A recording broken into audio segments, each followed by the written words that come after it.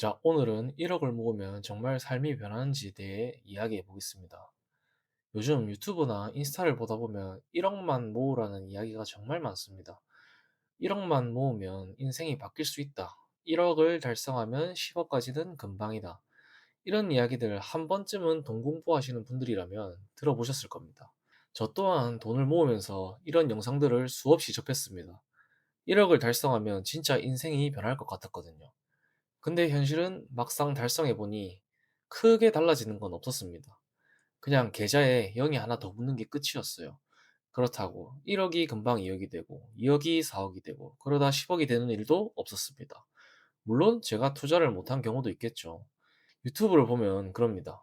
0원에서 1억 모으는 것보다 1억에서 10억 모으는 게 더 쉽다고. 어떻게 보면 반은 맞고 반은 틀린 이야기인 것 같습니다.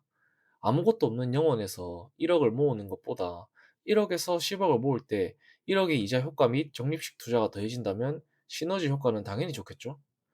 하지만 투자란 게 어디 우상향만 하는 게 아니죠.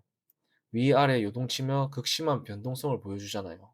그럼 갖고 있는 1억을 또 지키기 위해서 열심히 노력해야 합니다. 지키는 것과 불리는 것, 이 두 가지에 집중을 해야 하죠. 그래서 자산이 많은 부자일수록 더욱 독서를 하고 열심히 돈 공부를 하나 봅니다. 아무튼 1억 모은다고 막 기적처럼 돈이 불어나진 않아요. 그냥 2억을 향해 나아가는 새로운 시작이죠.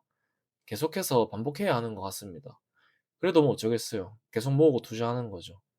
인생이 크게 변하지는 않아요. 그래도 이 과정에서 배우는 건 있어요. 첫 번째는 돈의 소중함을 배웁니다. 요즘 막 서울 아파트가 몇십억이니 1억이면 외제차 중형 세단 한 대 사면 끝이라느니 그런 말들 정말 많이 하죠. 1억이 우스워 보이고 돈 같지 않아 보일 때가 있어요. 근데 막상 모아보려 하면 정말 힘듭니다.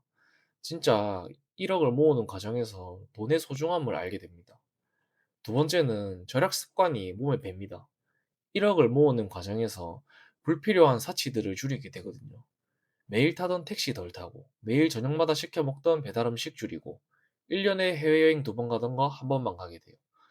어떻게든 주어진 금액에서 최대한 모으려고 하게 됩니다. 세 번째는 생산자의 사고방식을 가집니다.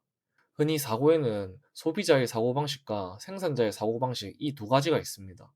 먼저 소비자의 사고방식은 그냥 소비하는 거예요. 사고 싶은 거 있으면 사고, 먹고 싶은 거 있으면 먹고. 근데 생산자의 사고방식은 달라요. 뭘 사려고 하잖아요. 이 돈이면 타이거 미국 S&P 500이 한 주인데. 나는 맛집을 좋아하는데 맛집 리뷰 블로그를 통해서 나만의 브랜딩을 만들어 볼까? 퇴근하고 시간이 좀 남는데 릴스, 쇼츠 볼 시간에 알바라도 간단히 할까? 물론 이게 바로 큰돈이 되겠습니까? 하지만 계속 소비만 하는 게 아닌 나의 행동에서 이익이 될 만한 것들을 계속 찾는 거죠. 그리고 확실히 1억이 있으면 다른 건 몰라도 마음은 편안합니다. 뭔가 다른 것들도 해낼 수 있을 것 같아요. 왜 사람의 인심은 곳간에서 나온다고 하잖아요. 마음속 깊은 곳에서 자신감이 생깁니다. 여유도 생겨요. 제가 그걸 정말 많이 느낍니다. 물론 2억, 3억, 4억 더 크게 가야죠.